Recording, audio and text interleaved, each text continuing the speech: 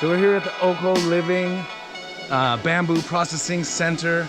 We've got a lot of great things happening. Treated bamboo, you know, bamboo construction. We're gonna get shown around and see how things are done. So let's take a look. Fancy. Here with Munir at the place where our bamboo dreams will come true. Yo!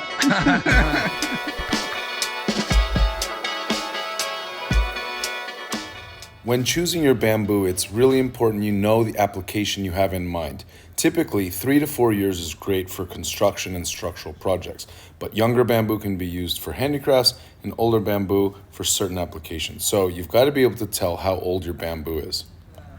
It is also interesting what I learned from Arif, the guy who probably most knows about Beton or Dendrocanamos asper. Normally you have to have these white. You can see that there are some dots on top of other dots. Like here, you can see there is a green one, but this is the next year and this is the next year. So there are 3 different layers of lichens, and that indicates you with the year. So that is the best way to do it. Otherwise you are guessing that this is 5 to 6 years old. So you can see that this is kind of reddish, yeah? This kind of red here. And if I go for an unmature bamboo like this one, you can see that it is almost white. So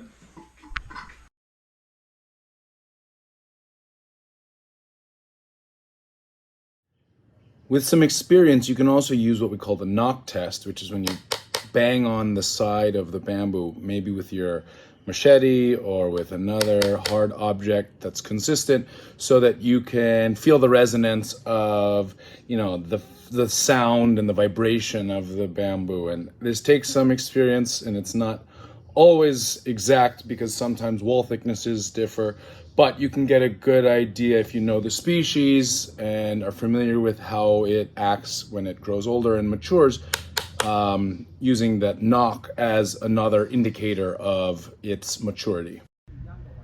the younger ones are still just like a condom with water. There's nothing in it. It's just water and a little bit of fibers. There's no stability in it. Yeah. The older brothers, they have to hold the younger ones, and you can take the oldest brothers shortly before they die. You can take them out because they will die after 8 years or so. They will just die. Once you've selected your poles and brought them to site, it's important to get them clean. This is so that your treatment tank doesn't get dirty and that they're nice to build with once ready. Wet sand can be used to get all the gunk off, and then a power washer is used to get it very clean. After cleaning, what we said before, we don't know anymore if it, or we can't see if it's too young or not. So if the bamboo cracks and the crack is going intraverse, inside, this is too young. If the bamboo can crack also because it's in the sun, or mostly because it's in the sun, then it has a crack which is just a crack along the surface, but none inside folding. So because the young one again has these holes in the bamboo, so they are shrinking, so the bamboo is shrinking. That's why we have then in the end those foldings. Now this was a young 1-year-old shoe. Looks horrible. No mineralization effect, no lignification at all. Do you have seen a it's almost 10 meters, 9 meters 60 or so. Yeah. But if you have a 10 centimeter bamboo coming out, it's already 31 centimeters in circumference. 10 multiplied by P, and then times 60. It's already 31 by 60 is 18 meters. And if you have these big guys here, like 15 centimeter, multiplied by P is 46 or something like that, multiplied by 60 is around 30 meters. So these bamboos actually When they come out, they are about 28, 30 meters long. Wow. Huh? And That's you can, something. And you can just tell that by the clump already. It is like a rule, an average rule of all bamboo is 60 times the circumference. Yeah. Can But be a different little bit- bamboos have different thickness. You make it look easy. You're so strong. So you.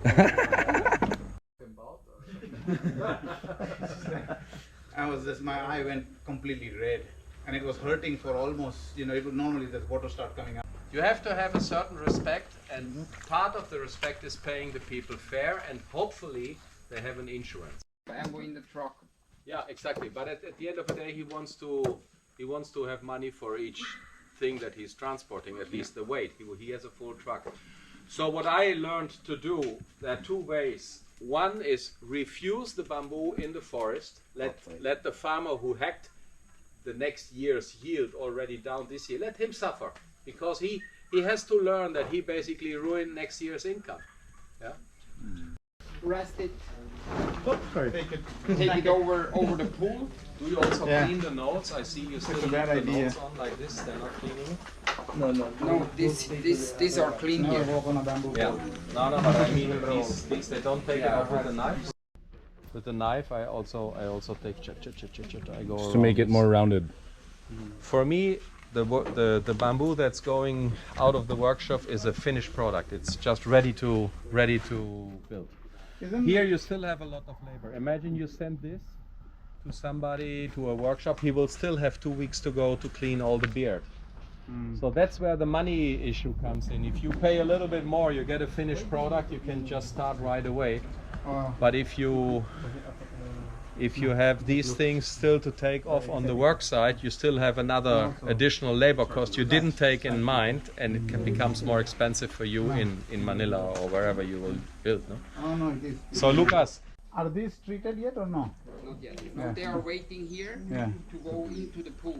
so let's have a look to the picture. So normally we have the turnaround Saturday. So Saturday morning, take out the bamboo poles in there. So and I came up with a system. There are different systems. I just have a rebar around to put over wood and push it down, that everything is under the water. If we load the pool, we let the poles we not push the poles directly in 100%, because we put it down that the water can go into the bamboo in each section. And also if you bring it in, watch out that you are not in the end just let it in. Otherwise they will float and hit in the back there, the concrete. And for sure, this is amazing, it's a lot of weight. So you anyway will always hammer in the back your concrete wall, and for sure in a few time the concrete there is broken. Yeah, it's the same. Some people think they are smart. They're making a ditch and putting a plastic, and then they fill the plastic, and then the workers come and throw in the bamboo, and the bamboo just bangs into the plastic, and the plastic gets a hole, and you have $2,000 losing in a second. Yeah, you wanted to be smart, saving money by not doing a concrete pool. You buy a $200 plastic sheet, and then a simple worker just throwing the bamboo in, boom, you have $2,000 losses of borax. What's the size of this pool? This is 2.5 meters, 1.50 meters deep, and 13 meters long. And there in the end I have an extra port. It's also important to be a little bit higher than the surroundings, so if it's raining very hard, it's no water going in.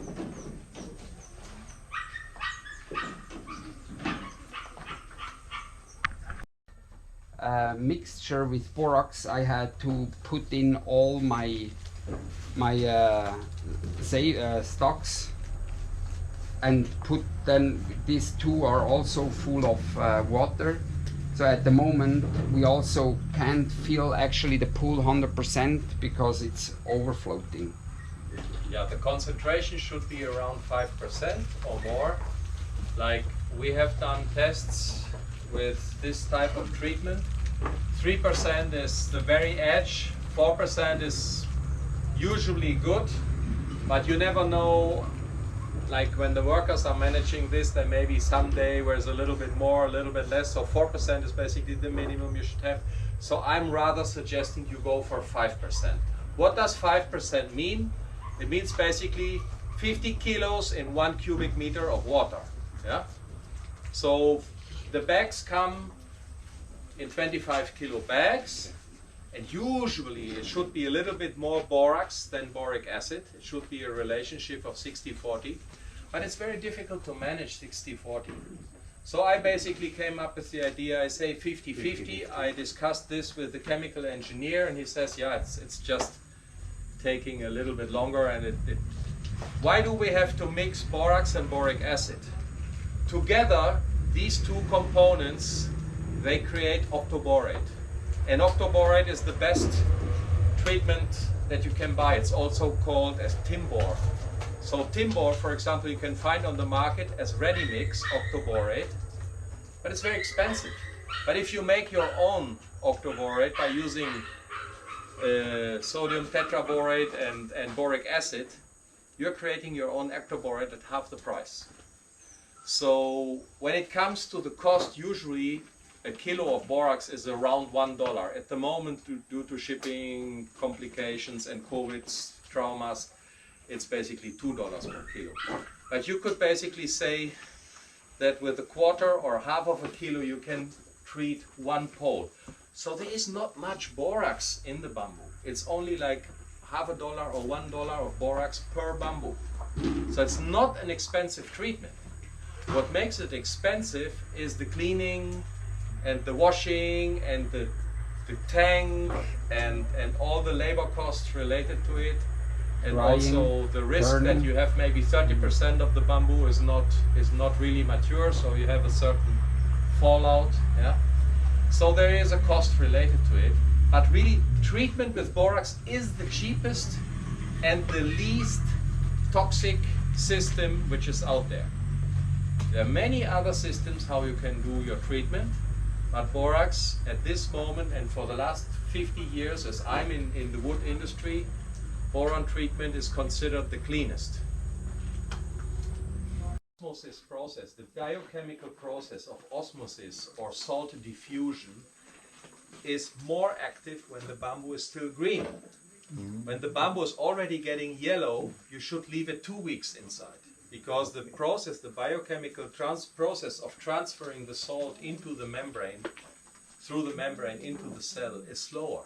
If you have a still green, means still alive cell structure, then the osmosis is going rather fast. If you have a higher temperature, it goes even faster. If I take this water and make it 70 degrees or 60 degrees in a tank, I put the bamboo in after 2 hours, the chemical process is completely done. Or 3 hours, 2-3 hours. So sometimes what we do we have like these big tanks, metal tanks, we fill it up with hot water, throw the bamboo in, maybe 5-6 poles, and then wait until lunchtime. The fire goes out. After lunch we take them out, we put the fire again, we put the next 5-6 poles in it, and then in the evening we put one more batch in, like at 5 o'clock or so you put one more batch in. You leave it overnight. No fire because the water is still warm. It has the whole night, and in the morning it's okay. So there are many ways to do this boric treatment in the submersion. The other way to do it is like if you see those stands there, you could basically stand it against the wall and fill it up from the top, which is the so-called vertical system. Then you use the bamboo as a bottle and you basically punch it, but only until the last note. Then you fill it up like a Coca-Cola bottle and you leave it for 5-6 days and then it's good. Notice that the level is going 1 cubic meter down. You say, okay, 1 cubic meter down, I take 5 barrels of water, 5 times 5 drums of water is 1 cubic, and then I put in 50 kilos of 25 and 25 of borax and boric acid. Okay. So I top it up. So, but you just So, have but to then- measure it properly, because 1 cubic of water is around 5 mm of this tank. So this drum there, I think, is 1.5 cubic. So this was around 1 centimeter. If you top The level. it with additional water, it's also on a 5% basis as well. Or you put in only chemicals. Usually the plants, if they are green like that, they take out more water than chemical. But I have observed, we have a testing device which is called an electronic conductivity meter. So you put the electroconductivity meter in it, and it says 20 microsiemens. Yeah, and then after a few months, you put it in again, and it says 25 or even 30 microsiemens. Why? Because the plants are taking out more water, or maybe it's evaporation. I don't know. So if you run a very concentrated solution, it's good. Okay. Yeah, it's good for you. It will be probably a 6 or 7 or 8% pollution. It gets critical when it comes to 10%. Because if you go to 10% concentration, you have the saturation point of the water. At 10%, the octoborate will basically sit on the ground, and then you're losing it. Yeah. So you want to be somewhere between 5 and 8, 9%. So, and also maybe for lofting, this pool is created with a slope at the bottom. We have a slope down here, and at this corner, sorry, we have a slope down there, and drain. there I have a hole where I could bring in a submersible pump to pump out all the stuff which is at the bottom, and bring there the hose back in there. There I could install a textile, let the water back into the pool through the textile to filter, and also give a little turnaround of the pool with all the salt and what is sitting at the ground. So basically you're recycling it. Yeah, recycling it and clean it. The thing is that over time, each time you put bamboo in, salt goes in the bamboo, but sugar comes out and goes in. So you have a starch accumulation, and you see these little white things. These are actually fungi that live from the starch. After 6 months, it will be all covered with this whitish. So you take it basically with the sieve. You take it off and throw it away, or you put it on the compost because it's compostable. But the problem is it starts to stink. As starch is getting attacked by bacteria and by fungi, it is stinking. And we have found out that if you put a little bit of pool algae control, like you can buy in a shop for fish or for swimming pools, you can buy algae control. And for such a tank, if every week if you put in a Coca-Cola tap full of algae control, that's already enough to take the stink away. Yeah. So there's small little tricks. Also, some people, for example, have difficulties to get both borax and boric acid. So once I used only borax because there was an import prohibition on borax, so or whatever, the other way around. And it happened that we only had borax at hand. So we put in a higher concentration of borax, and it just doesn't work. So it has Because to be it was basically creating crystals in the bamboo, borax crystals in the bamboo. It was so concentrated, it was sedimenting. The borax together with the boric acid does the job nicely, but if you have only borax, you have only 5% concentration saturation point, and will sink down. So you're losing a lot of money by having just one, because it just chemical. We can't junk around with chemicals. You mentioned earlier about putting salt in solution.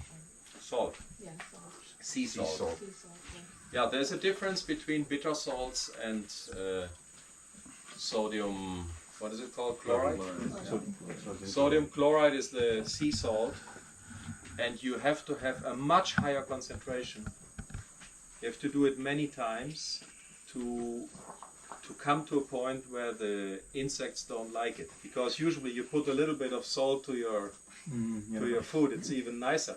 Yeah, appetizing. Yeah, you don't want to have that to happen. So basically you have to come up to a very, very high concentration of sea salt, and that's why you have to do it 10 times. Like putting it in, taking it out, drying it, throwing it in again. And that is so labor intensive. Just don't do it. Yeah? You can, but it's very expensive. Even So- the salt is cheaper, it's very expensive. We have a bamboo raft culture in a number of coastal areas Yeah. where bamboo rafts are built. They're left out for maybe Seawater a or few sweet months. water? Salt water. Yeah. And so after that comes out, it's been there months. Yeah. So we dry that, and then that's been used. And So it's working. the labor would be different than if you're saying keeping it in the mangrove or doing it just for treatment. Yeah, you can do that. Yeah, but if you have a hurricane coming in, I'm sure he takes your rafts out. Yeah, that's one of the challenges. Yeah, but it is happening a lot in sea cultures. The people who live just outside of the sea, you easily can have bamboo in seawater treating. Like for example, all the fishermen, they have these outriggers and they have the bamboo in the water. Yes. There's no problem with that, because it's always in the water and it's always getting more and more and more concentrated. It's drying, it's getting in again, it's drying, it's getting in again. That's where it works. But it is not a commercially significant way of doing it. This one, you just throw it in one time. Like for example, the overall cost of a pole, labor cost, is probably something like $2 per pole. Yeah? And then he still has to make some profit, and I don't know, but then the borax cost and the tank, everything has a cost related to it. But the labor cost per pole is very little. Yeah? And if you think like this structure, let's calculate how much you have here, for example, 1, 2, 3, 4, 5 meter, 5 length meter of poles per square meter. Yeah? So if you have 5 meter of bamboo per square meter, it basically means you have one pole of 5 meter or 6 meter, one pole of bamboo per square meter. Right. This is a very good, like if you want to build as an architect, you want to build a resort, how many square meter? 4,000 square meters, so you need 4,000 bamboos. Boom, that's it, yeah? How much is the cost of 1 square meter of bamboo? How much is the cost of a square meter wood construction? It's probably $30, $40, $50 in wood, and in bamboo it will be probably the cost of 1 bamboo plus the labor. Yeah. So it is very competitive. It sounds very expensive for the moment if you compare with the cost of wood, but it's very competitive when it comes to these kinds of structures. Even if you have to pay whatever, $2 per meter or so, it will still be cheaper than wood, because it basically $2 per meter or $3 per meter comes to $10 or $15 per square meter ready built. So it's good. Yeah? It's a good price. You pay more for this. What happens when you need to treat like longer poles? Or do you need to can build? you can throw them in on one side, and then you take another week to put it on the other side. Yeah. I have a longer tank. Considering this kind of treatment, what is the life expectancy of the bamboo before maintaining it again? No, forever. Forever. Once you have treated bamboo, it's forever. Depends on how much rain you like. If a bamboo structure, if you take the roof away, I give you 2 years and it's gone. If you maintain the roof, it can be 50 or 100 years. If it's treated. If it's treated. Lukas, some more?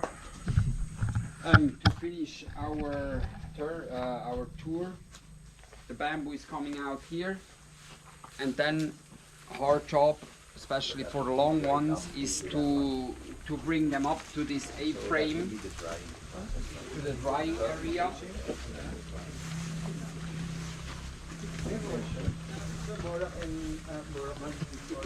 The goal here in the drying area is actually to bleach the bamboo from green proper all around yellow. So today we have quite a cloudy day. It's not so hot, but if it's hot, we need to turn around the bamboo maybe 4 times a day. Here, like this. Yeah. You always want to put the green side up. So, and I experienced that the sunny weather here is harder than in Indonesia. It's really hammering down on the bamboo. So if you are not turning enough, you get the cracks, and you hear that. If you're walking through it's just like, and that hurts. Yeah, but it's After all the effort. Yeah. It's very important to train the workers to a discipline, which is just before lunch, you have to turn it around. Yeah. Basically, you're not allowed to go for lunch if you do it, because after lunch, they forget it because their belly is full. They would want to sleep. They have to look their WhatsApp messages, and there's so much to do after lunch. Yeah, So that's after crack. lunch, You can see the crack here. Yeah. How do you treat the crack? You can't. You So can't that's do part anything. of it. That's good. That's gone. So what happens is when it's drying, if you don't rotate it, it's getting sun on one side and no sun on the other side. So it's shrinking on this side, but not shrinking on the other side. So there's a differential shrinkage. Use it with the crack. No. No? Nah, he probably cut it here and use that. You use it for something else. Make these things. Like furniture or whatever. Make furniture, make these things, you know. Like how many times do you rotate it for a day? Depends on the heat, but 3 to 4 times. The important thing is, if you have the bamboo horizontal like this, the sun hits full power from the top. In order of having a little bit more time so I put the bamboo up like this, so the sun hits on another angle and it's a little bit softer. So the drying process like this, you have more air ventilation. It is a little bit less aggressive, the sun, and it has an advantage. You can basically turn it around very easily just by turning it like this, yeah.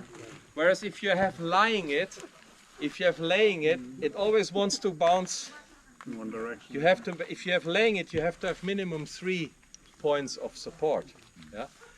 The problem of this is if you're working with 12-meter bamboo, this is fucking dangerous, yeah, because sometimes these little bamboos, they may break.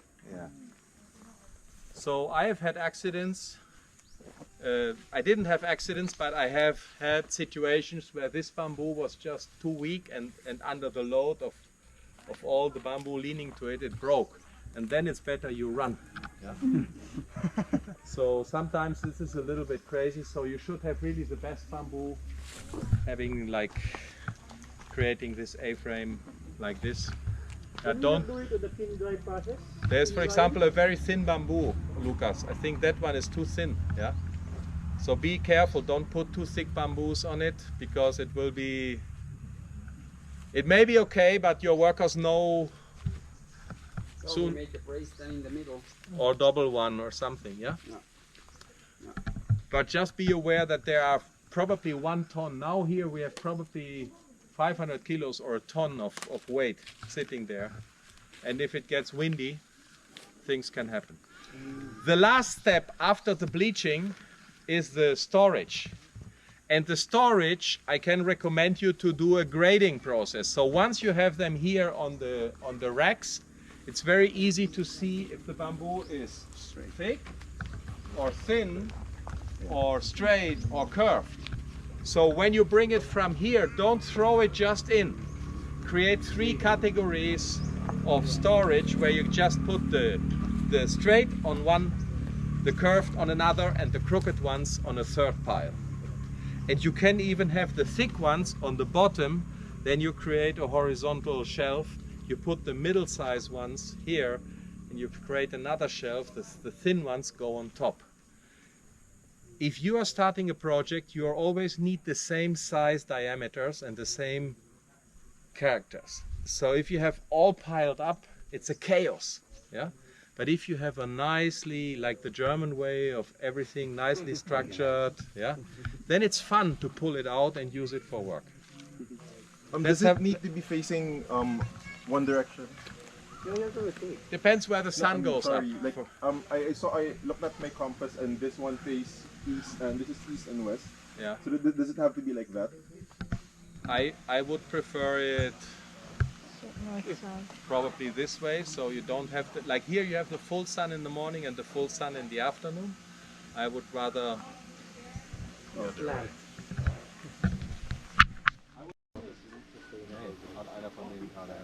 Die Sonne geht so rüber. Tut sie? Ja, weil er sagt, er hätte auf seinen Kompass geguckt und es wäre Ost-West. Nee, nee. Das ist richtig. Hab ich schon.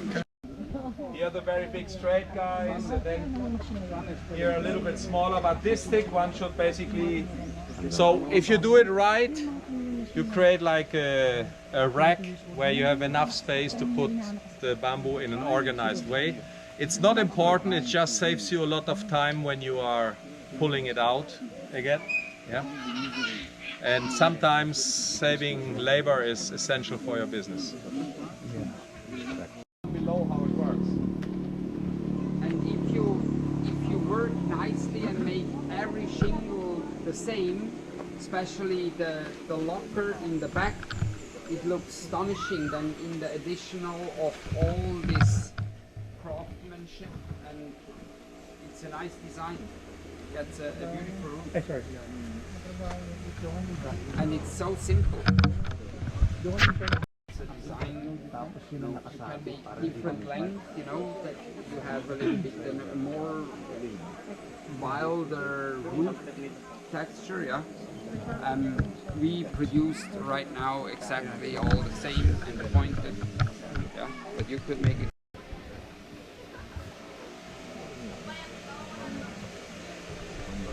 More you work with bamboo and as more you talk with people about bamboo or you read or whatever, but I experience that with everyone you talk about bamboo and he knows something about bamboo, you might learn something new.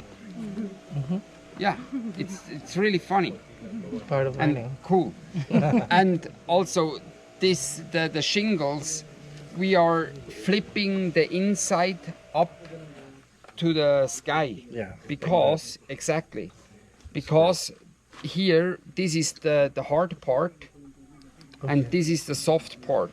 So if we turn up the soft part to the sky, this can grow and shrink, right? Shrink is getting smaller, smaller, and just grow and move. So it won't break. Okay. But if we face the skin to the sky, like here, it breaks and we have to turn around. That's why this one works with the inside out. I get it. Yeah. So if you really understand the physics of a plant, you can make all out of it into your fortune. Do you have a sample, like shingles? Shingle, yeah. How you have to make sure that you're gonna end with the node here. Otherwise, this one will just pop off easily, no? Because if you bring in here the understructure of the roof, so if there is no node, it just comes out. But because of the node, it stops and gets hard.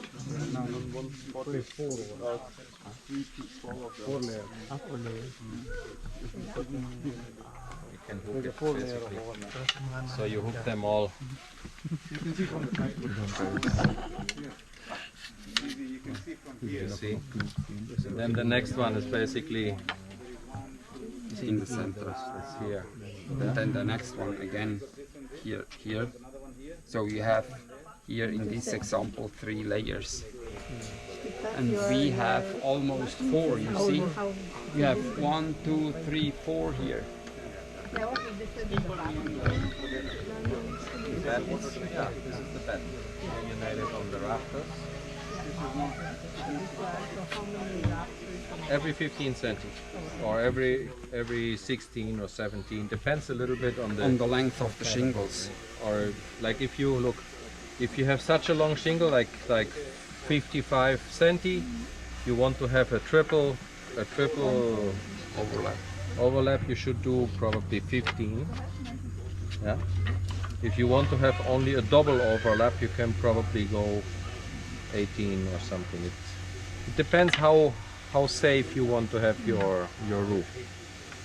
If And then more also, is better. Okay. I started here in the first one.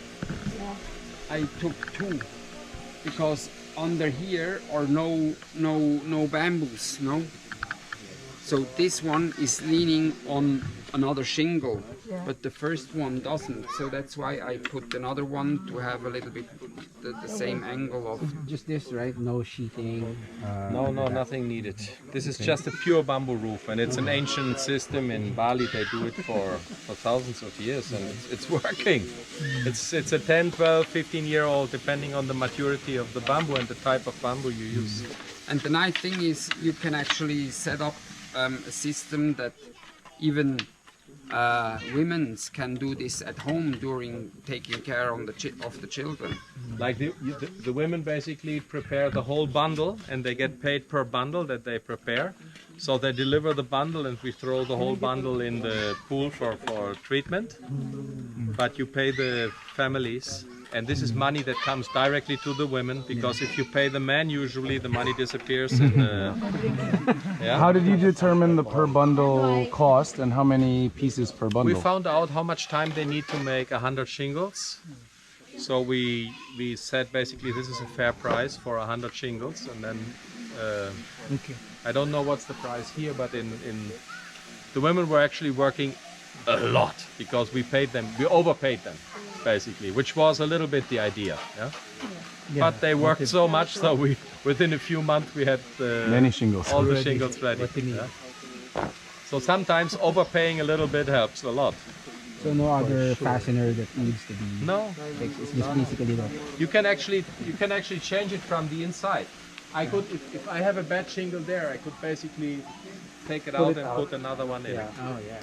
From the inside, so you don't have to go on top. You can basically put a letter to it and change a few from the inside. So that turned out to be at the bridge. It turned out to be very successful in social aspect and in technical aspect, and aesthetically. At least for people who love bamboo, this is the best way. Much better than this, what they call plupu or crushed mats with the asphalt layer under it. This lasts twice or 3 times as much. Only the Japanese do this. Yeah, you can also. All right. Okay, so rotate. Yeah.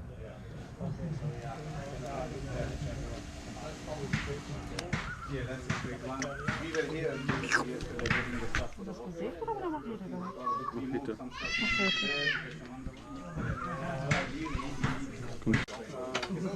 Yung roots niya dapat nandito sa baba. Oo, yung node. So yung roots dapat sa baba, hindi baliktad. Kasi para yung kanal. Oo. So normally growing ganito. Okay. So dapat upright yung Kasi ganun. minsan baka magkamali yung magputol, tsaka yung ganito, yung ganito na. Kasi pag madidiretso yung ano niya, matatanggal to kapag kinabit. Pag pinait niya yun, didiretso yun. Split. Plak. Yeah. So the node is the stopper. The thing is, this is roots, no? Down, and this is, I don't know what is this. Yung node. Oh, node, yeah. Ganyan dapat. Pag nabaliktad yan, pag pinait to, pag pinunit to, mag-pull off na. diretso yun. Usually dito natatanggal pag kasi pag may pressure, whoosh, wala na.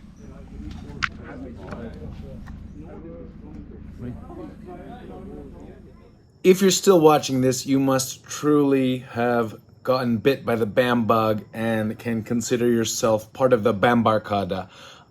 Thank you so much for watching. If you like this content or want me to feature anything else in particular in the future, just let me know in the comments. Hit that like button. Don't forget to subscribe.